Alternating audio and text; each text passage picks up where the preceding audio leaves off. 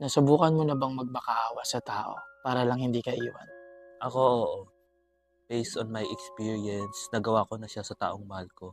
Kahit na magmukha akong tanga, magmukha akong baliw, kakahabol sa kanya, at least alam ko sa sarili kong pag ginawa ko to, wala akong pagsisisihan. Masasabi ko rin talaga sa sarili ko na ginawa ko lahat para lang mag-work yung relationship naming dalawa. Pero sobrang sakit nun. Actually, masakit naman talaga. Ako, na-try ko na siya. Hindi lang isang beses. 3 beses ko siyang nasubukang magmakaawa sa mga taong minahal ko para lang hindi ako iwan. Pero siguro yung pinakamasakit na nagmakaawa ako, yung una. Kasi yung time na nun, ako yung nagkamali. Tapos hanggang ngayon naman, walang hoping pa rin ako na if ever man na bumalik yung taong yan, babalikan ko. Pero napaka-imposible na. Kahit kasi sabihin ng mga tao na, ba't kailangan mo magmakaawa pagdating sa love? Kasi ayun ako eh.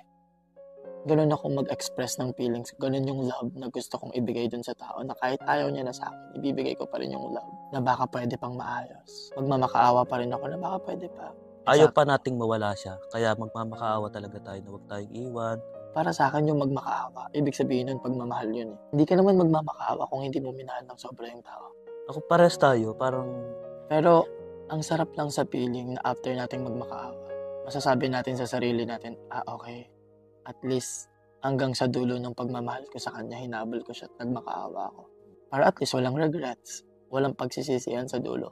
At the end of the day, matapos at sa huli ng ating pagsasama, minahal kita at hinabol kita. At least sinubukan natin. Sinubukan ko, kahit ayaw mo na. Sinubukan mo, kahit ayaw niya na. Kaya para sa akin, sobrang okay at sobrang worth it ang magmakaawa. Dahil doon, masasabi natin na totoo yung pagmamahal natin. Dahil ayaw natin mawala yung tao, kahit gusto na nila tayong mawala. At least, hanggang sa dulo, binigay mo at nilaban mo. Kahit hindi niya na kayang ilaban. Pero para sa akin, okay na yung isang beses kang magmamakaawa sa isang tao.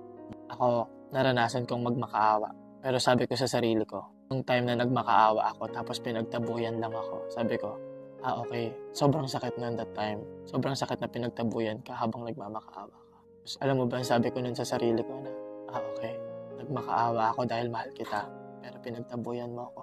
Kaya after neto, pag uwi ko ng bahay, tapos na ayaw na kitang makita at hindi na kita gustong makausap pa.